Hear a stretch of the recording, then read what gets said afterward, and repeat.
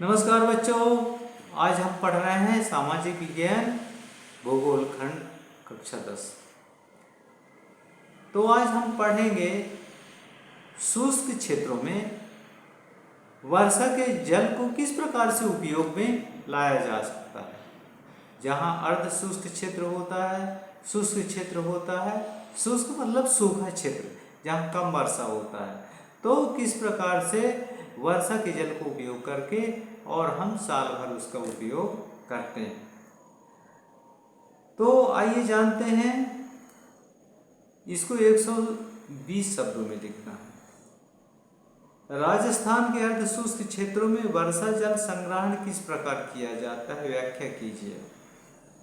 राजस्थान के अर्ध शुष्क क्षेत्र में वर्षा का जल निम्नलिखित प्रकार से किया जाता है।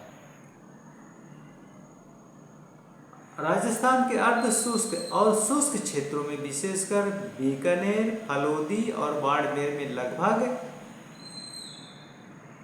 लगभग हर घर में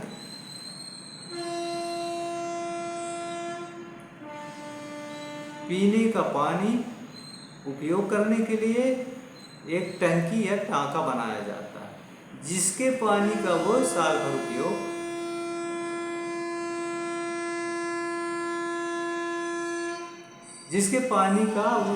उपयोग करते हैं।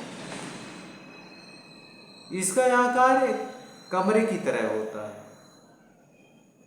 चौकोर भी हो सकता है और आयताकार भी हो सकता है। इसका आकार कमरे जितना हो सकता है। फलोदी स्थान है एक, फलोदी में एक घर में क्या मिला है, टांका, जो उसको नाप किया गया है तो 6.1 मीटर तो गहरा है, 6 मीटर से अधिक गहरा है और 4.27 मीटर लंबा है, यानी 4.5 मीटर के आसपास, 4.25 मीटर के आसपास वो क्या है, लंबा है और 2.44 मीटर चौड़ा टांका था, यानी 2.5 मीटर के आसपास चौड़ा। इतना बड़ा टांका बनाया गया। टांका मतलब गड्ढा, पक्का गड्ढा, उसको बोलते हैं टांका। और तीसरा उपाय है टांका, यहाँ सुविकसित छत वर्षा जल। टांका में क्या करते हैं, जो पक्के छत होते हैं उन छतों के पानी को पाइप द्वारा उस टांके में लाया जाता है और पूरा वर्षा के जल को उसमें भरा जाता है। टांका यहाँ सुविकसित छत वर्षा जल संग्रहण तंत्र का अभिन्न हिस्सा होता है, जिसे मुख्य घर या आंगन में बनाया जाता है। कहाँ बनाया जाता है, मुख्य घर के अंदर बनाया जाएगा या तो फिर आंगन में बनाया जाएगा। चौथा है उपाय, जो मैं अभी बताया कि छत से वर्षा का जल ला करके और उस टांका में या उस टंकी में या उस गड्ढे में भर लिया जाता है और एकत्रित करके उसके साल भर उपयोग किया जाता है। उसको बचा बचा के उपयोग करते हैं।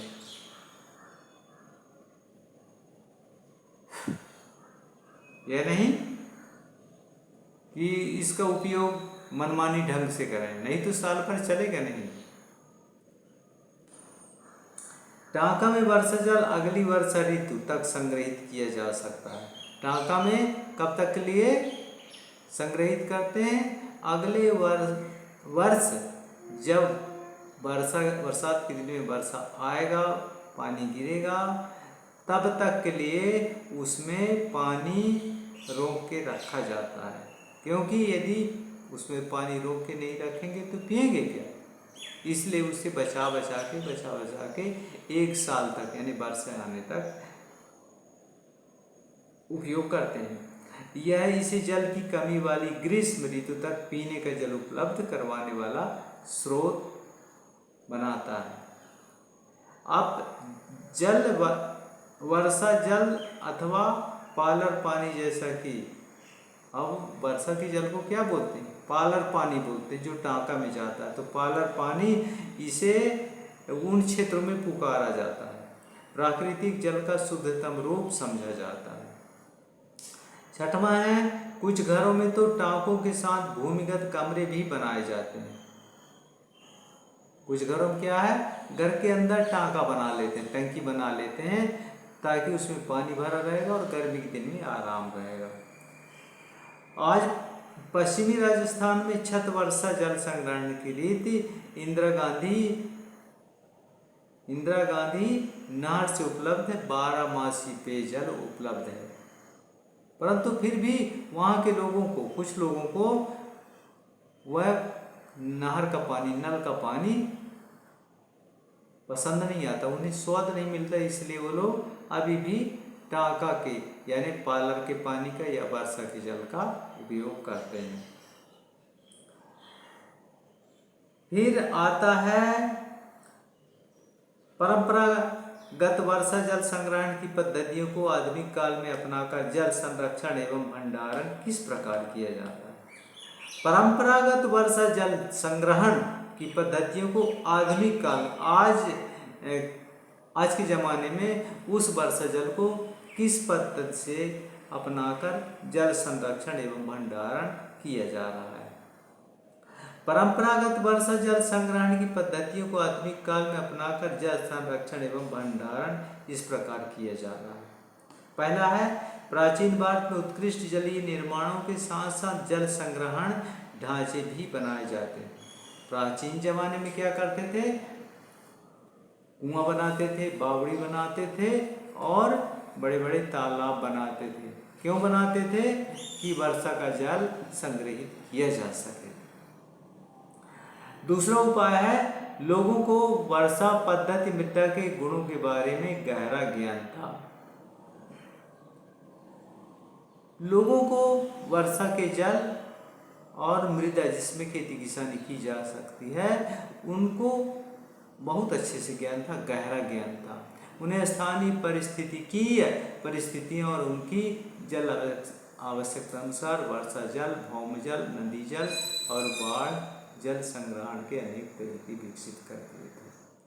तो वो वहाँ की परिस्थिति और उस परिस्थिति के अनुसार आवश्यकता को देखते हुए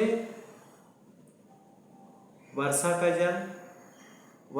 जल मतलब जो वर्षा का जल जहाँ भरा जाता है, जैसे तालाब हो गए, झील हो गए, छोटी छोटी तलैया हो गई, भौम जल मतलब जैसे कुआं, बावड़ी इत्यादि, और नदी के जल का भी संग्रहण वो लोग कर लेते थे। नदी जैसे सीधी बहती है, नदी का बहाव, नदी में जल ज़्यादा होता है तो उससे छोटी छोटी नहर निकाल करके और अपने खेत तक पहुंचा लेते हैं, अपने घरों तक पहुंचा लेते हैं। इस प्रकार वो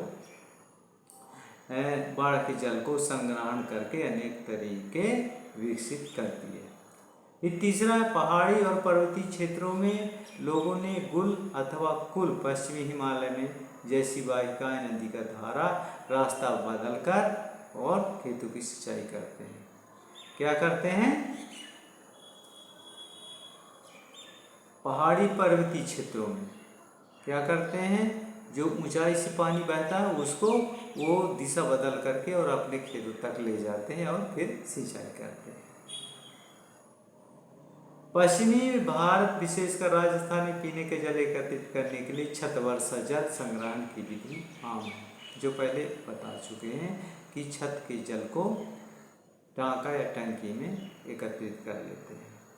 शुष्क और अर्ध शुष्क क्षेत्रों में खेतों में वर्षा जल एकत्रित करने के लिए गड्ढे बनाए जाते हैं, जिससे मृदा को सिंचित किया जा सके और संरक्षित जल के खेती के लिए उपयोग में लाया जा सके। राजस्थान के जिले जैसलमेर में खादीन और अन्य क्षेत्रों में जोहड़ इसके उदाहरण हैं। शुष्क और अर्ध शुष्क क्षेत्रों में, जहाँ शुष्क क्षेत्र है और अर्ध शुष्क क्षेत्र है, तो वर्षा के जल को बड़े बड़े खेतों के एक कोने में एक बड़ा गड्ढा बनाया जाता है, माने एक छोटे से खेत में गड्ढा बना करके और उसको वर्षा के जल को संग्रहित कर लिया जाता है और फिर बाद में उसे अपने खेतों के लिए उपयोग किया जाता है। कर्नाटक के मैसूर जिले में स्थित एक गांव गंडाथूर में ग्रामीणों ने अपने घर में जल आवश्यकता पूर्ति छत वर्षा जल संग्रहण की व्यवस्था की हुई है।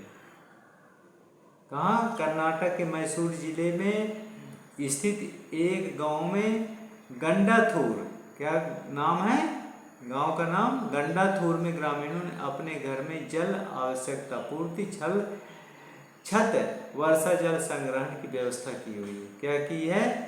छत से वर्षा की जल को संग्रहण करना। गांव के लगभग 200 घरों में यह व्यवस्था है। इससे गांव ने जल वर्षा संपन्न गांव की ख्याति अर्जित की है। तो कहाँ? कर्नाटक के मैसूर जिले में, और कौन सा गांव? गंडाथूर में 200 घरों में छत के जल को संग्रहित किया जाता है।